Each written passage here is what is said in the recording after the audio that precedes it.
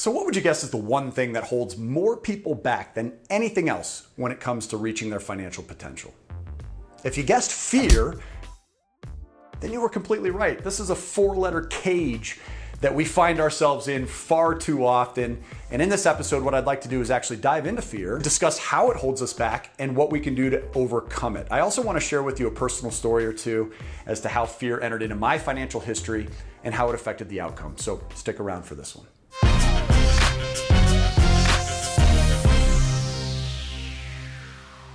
So we've all heard the inspirational quotes that deal with the word fear and the actual reality of fear and the need to overcome it in order to realize our potential in any endeavor, whether it's Jack Canfield's "everything you want is on the other side of fear." I love that one. Or Robin Sharma's "the fear we don't face becomes our limits." Also great. The message is pretty clear though on either one of those. If you want to achieve something that you're going to need to break past a barrier or a wall of fear in order to do so. And there's a second part to Robin Sharma's quote, and it's that the opportunities that we don't seize become our walls. Think about that. And I think that this illustrates what fear does very, very well. We allow our fears to dictate the space that we're willing to move around, the lengths that we're willing to go for certain things. But the fact is, these walls are simply not real in most cases. When thinking about or talking about fear, my mind immediately goes to the acronym false expectations appearing real, or false evidence appearing real. And that's truly what fear is. That was taught to me by one of my very first mentors back in the early 2000s. His name was John Mendes. He was introduced to me just a couple weeks after I started in the wholesale residential mortgage business.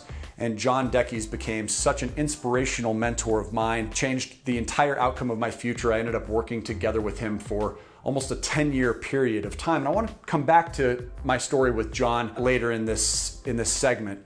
But not only are the walls not there, the reason that we think they're there in the first place is often built on that false evidence. And they're built around this misinformation that we usually plant in our own minds. This is false evidence that we come up with, and it seems very real to us. After all, it's built directly from our own experiences through life. And fear that comes from it feels honest and it feels true. It's the old saying that perception is reality. Fear is an important part of our biology.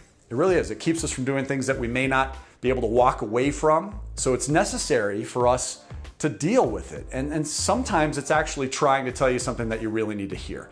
But more and more often, it's built solely around either lies or rearranged and exaggerated truths. It's not malicious dishonesty. Listen, this means it's critical here for us to find a way to determine whether the fear that we're experiencing is built on truth or on false evidence. And I found that it becomes easier to determine if the evidence is false by looking at it from a different perspective. By stepping out of yourself and looking at the fear and its reasons for being present as if you were just a third-party spectator, for example, just looking at the evidence objectively, you can start to see the places where it falls apart. The false evidence that had previously appeared real may not look the same. In fact, going back to John Mendes, John was one of the first people who taught me about the power of public speaking. I remember the very first time that he challenged me in my early 20s to get on stage and do a brief introduction for a decent sized live training that we had organized. And it was the very first time I'd stepped in front of a crowd. Aside from doing things like playing the cello at some of my recitals, I had never given any type of public lecture. I was absolutely terrified. In fact, I bombed. It was terrible. I froze up. I can remember the blood completely flowing away from my face. I'm sure I was pale as a ghost standing up there. I remember hours in advance I was pacing, trying to remember my script, which I'm sure caused me to be significantly less natural on stage. And because I couldn't remember my script, I just froze up. And it really took a lot of discipline from myself to overcome that setback. I mean, John was one of those inspirations to me, helping me realize that what I was looking at and what I was most fearful about was simply my own mind playing a trick on me. And thank goodness that he continued to encourage me and to push me through that first experience, because it led me to hundreds and hundreds of public presentations. And the only reason that I ever agreed to become a public speaker in the first place was because a short time after, John Deckey's actually resigned and relinquished his role as the CEO of VIP Enterprises. John Deckey's one of my very first mentors, was somebody I'd partnered with, and I really counted on. I depended on him to get through some of my discomfort. And I leaned on him so much that dependency, I believe, became unhealthy. And if it wasn't for him pushing me and encouraging me, when he chose to resign as not just the CEO, but the face brand of VIP back in the mid-2000s, I had one very, very difficult choice to make. Either I was going to step on stage and start sharing this information, or VIP was going to have to go in a completely different direction or to even fail to exist anymore. That was one of the most important decisions I ever made in terms of facing fear, was to overcome my fear of public speaking.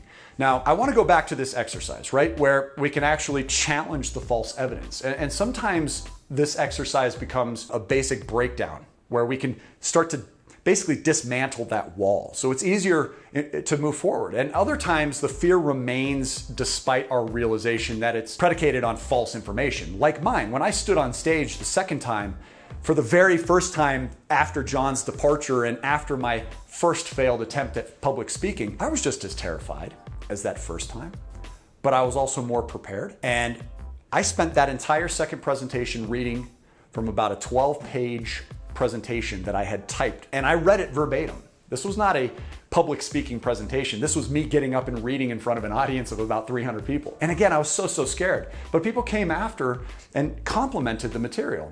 And I began to realize, wow, even if I am referencing notes, people just want good content anyway. And so that really began to break down that wall for me, even though I was still very, very scared. In the event that you still have fear, it is, the best way to move forward on that is simply that, moving forward. The fear is always the strongest when you're actually standing still. And it becomes lighter and lighter the more momentum that you build up. So the key is just to start. Another quote I love is, you don't have to be perfect to start, you have to start to be perfect.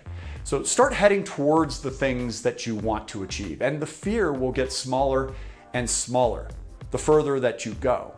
Now, additional fears are going to sprout up along the way. Fears you couldn't have really planned for, but you'll find that as you move past these fears and you get better and better at handling the fear, you're going to begin to see them for what they really are, a non-existent wall. It's a mirage. It's false evidence. It just appears real. Just a couple short years ago, I was still very involved with public speaking, and I was traveling to as many as 3 cities every week.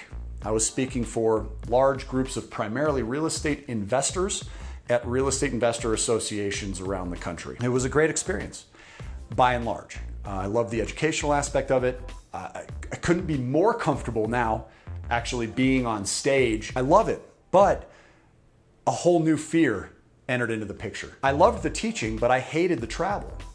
I didn't like being away from all of my other passions, family, community, travel for pleasure, not for work, other professional projects, real estate investing, being able to give back to the community. All this stuff is super time consuming, but I don't want to miss out on it because I'm on the road all the time. So I had to start reevaluating some of the professional decisions that I was making, which was putting me in a position to really second guess how happy I was. I had to really question, am I living my ideal lifestyle? Teaching about it, but I wasn't feeling as though I was living it. So one of my latest mentors, Kellyanne Zielinski, who is the founder of Self Leadership Global and happens to be my better half, my significant other, my life partner, began to hold me accountable to those fears. The fears of changing what I had done now for almost 12 years. It's so ironic that 12 years of public speaking, which started as one of my greatest fears, now became the thing I was most afraid to give up. She said, listen, you've been working at building this YouTube channel with your team, and I think it's time for you to transition so that you can choose where you're educating from. You can reach a much larger group of audience members than you can in person. Even if I was educating 200 people per class, 3 times a week, that's 600 people. This channel is going to come very close to hitting 400,000 views over the next 30 days alone. I could have never done that traveling around the country. So many more people can benefit from this content than what I could have done by breaking my back traveling all over. Not to mention, we saved tremendous amounts of money by transitioning, saved tremendous amounts of time, earned significant amounts of freedom, and we're making significantly more money than we did. Literally every single bullet point that I would have hoped had happened actually came true.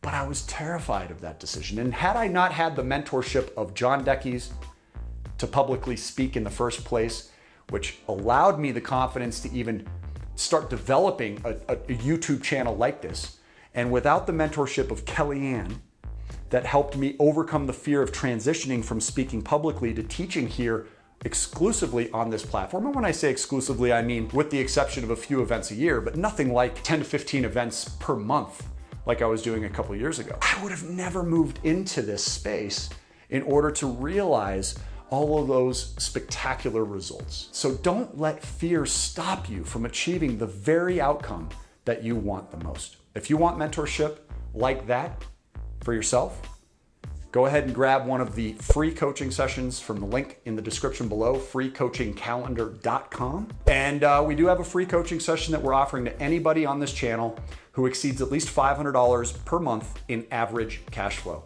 You've got to be confident about that. So if you're unsure what your current average cash flow position is, go ahead and grab your free cash flow cruncher spreadsheet, which we give you as a courtesy just for being a visitor here on our channel. You can get that from cashflowcruncher.com. And if you don't want to wait the 6 to 8 months for your free coaching session, I encourage you to consider taking one of the quick start options from that same website, freecoachingcalendar.com. And you can get started right away and jump the line. So go ahead and listen to the details about that. Again, if you're not a good fit, if we determine at any point you're not a good fit to get started with this partnership, we will refund any tuition you spent and we will void the membership and give it to the next family in line. So don't fear getting stuck into a solution. You should never fear a solution. Go ahead and check out our other videos on this channel to see just how meaningful a mentorship with us can be. And until we see you on the next video or speak to you during your coaching session, make it a great day today and take care.